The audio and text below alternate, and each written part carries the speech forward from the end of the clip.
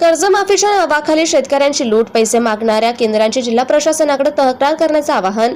राज्य शासनाच्या कर्जमाफी प्रक्रियेदरम्यान शेतकऱ्यांची मोफत केवायसी करण्याचे स्पष्ट आदेश असतानाही जालना जिल्ह्यात काही सीएससी आणि महा ऑनलाईन सेवा केंद्र चालकांकडून शेतकऱ्यांकडून बेकायदेशीरपणे पैसे उकळले जात असल्याचा गंभीर प्रकार उघडकीस आला.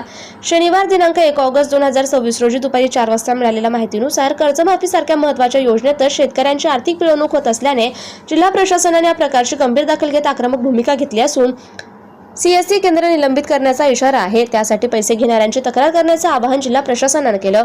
कर्जमाफीसाठी आवश्यक असलेली केवायसी प्रक्रिया पूर्णपणे मोफत असून त्यासाठी कोणतेही शुल्क आकारण्यास शासनाने स्पष्ट मनाई केली. असं असतानाही काही केंद्र चालक शेतकऱ्यांकडून केवायसीच्या नावाखाली पैसे वसूल करत असल्याच्या तक्रारी प्रशासनाकडे पोहोचल्या. या पार्श्वभूमीवर जिल्हा प्रशासनाने सीएससी आणि महा ऑनलाईन केंद्रांच्या कामकाजाचा आढावा घेत संबंधित केंद्र चालकांना शेतकऱ्यांकडून कोणत्याही परिस्थितीत पैसे न घेण्याचे स्पष्ट निर्देश दिलेत.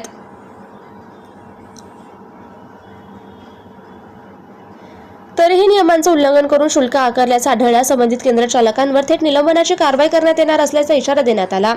निवासी उपजिल्हाधिकारी शशिकांत हदगाव यांनी शेतकऱ्यांना आवाहन करताना सांगितलं की कर्जमाफीसाठी होणाऱ्या केवायसी प्रक्रियेसाठी कोणतेही शुल्क देऊ नका. जर एखादा सीएससी किंवा महा ऑनलाईन केंद्र चालक पैसे घेतल्याशिवाय काम करत नसेल अथवा शुल्काची मागणी करत असेल तर त्याची त्वरित जिल्हा प्रशासनाकडे तक्रार करा.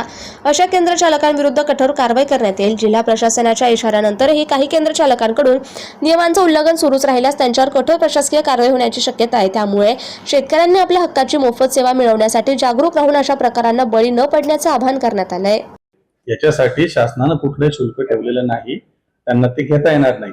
तुमच्या माध्यमातून या सगळ्यांना मी आवाहन करतो की घेऊ नये. ऑलरेडी आम्ही मीटिंग घेऊन सांगितलंय.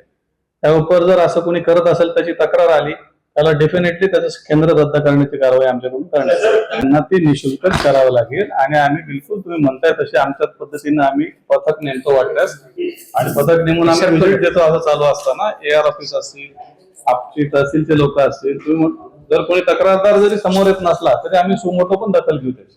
आमचा पूर्ण विचार हाच आहे की त्यांनी विदाऊट पैसे हे घेतलं पाहिजे. काल ऑलरेडी स्ट्रिक्ट सूचना कलेक्टर मॅडमने दिलेल्या आहेत.